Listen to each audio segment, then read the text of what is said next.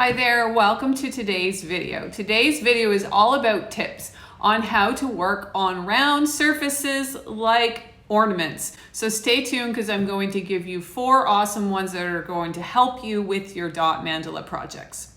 If you're new here, welcome. Thanks so much for joining in over here. My name is Ginger. I am the creator of Otauna. I'm an educator and I love sharing ideas, tips, and resources on how to make mandalas. You can find lots here on YouTube and over on Otauna.com. If this video is helpful to you, be sure to give it a like and you can share with other people in your life who are into crafty things too.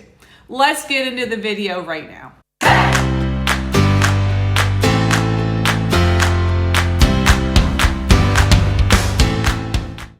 My first big tip is to use something to hold on to your ornament, like this glass jar. This is a perfect fit. Find something where the ornament will not wobble around. This essentially gives me a third hand. I can work on the ornament while the ornament rests right on the jar, or I could pick the ornament up, work on it, and then place it down for a moment while I reorganize my paints and my tools.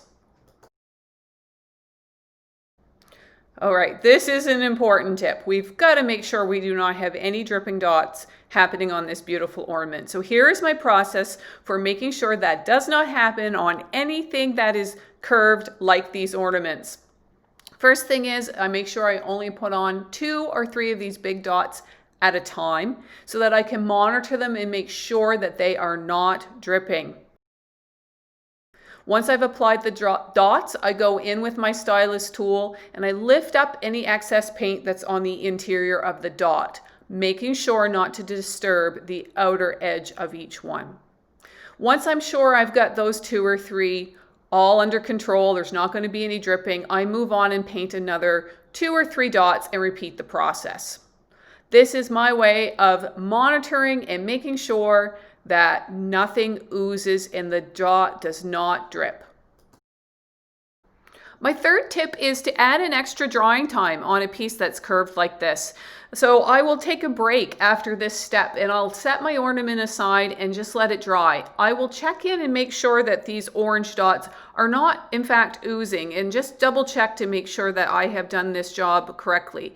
If there happens to be any dripping at all and the dots become misshaped, these larger dots, then the next steps that I paint can work around those. And instead of the dots having oozed into other paint, I will have effectively got around that issue. So add in some extra drying time, be really super patient with the process of painting on something curved like this.